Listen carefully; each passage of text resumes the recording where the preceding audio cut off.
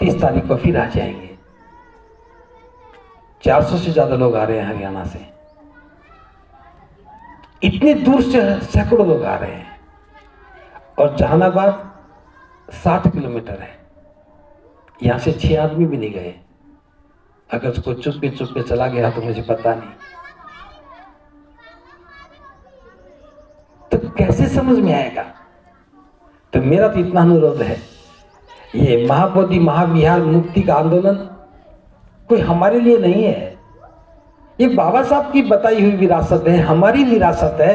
अगर बाबा साहब समझ में आ गए होते तो महाबोधि महाविहार की लड़ाई बिहार के लोग लड़ रहे होते, और हमें खुशी होती कि बोध गया में महाबोधि महाविहार की मुक्ति का आंदोलन बिहार के लोग चला रहे हैं। यहां आने के बाद मुझे पता लगा, लोग कहते हैं कि बिहार की धरती आंदोलनकारियों की धरती है। आजादी का आंदोलन यहां से चला, देश आजाद हो गया। एक और आंदोलन चला तो ये हो गया। अब कैसे कहोगे महाबोधि महाविहार की मुक्ति का आंदोलन तो बिहार वालों ने नहीं चलाया। कामना करता हूं अब भी चला लो, ये विरासत आपकी है।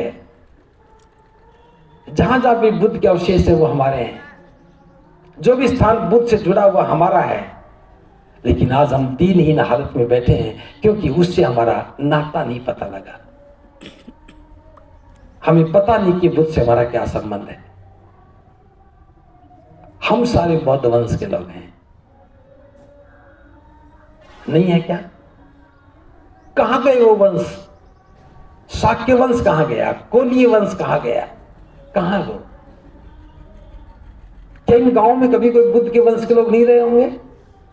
आज कहां है? आज जातियों में बटे हैं, अतीत भूल गए, इसलिए हम सब कुछ छोड़ भूल गए।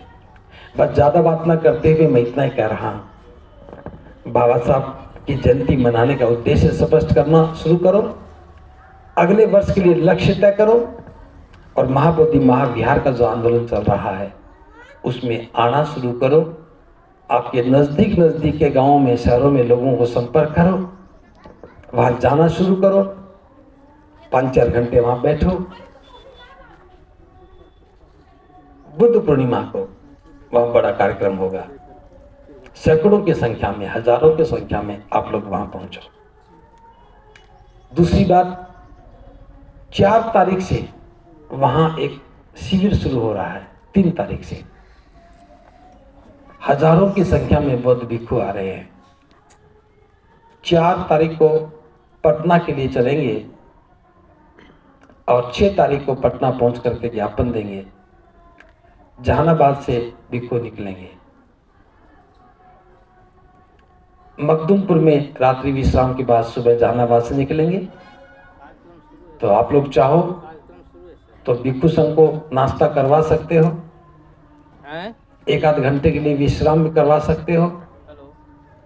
वो बस में आएंगे, नगर में पैदल जाएंगे, और आप में से कोई भी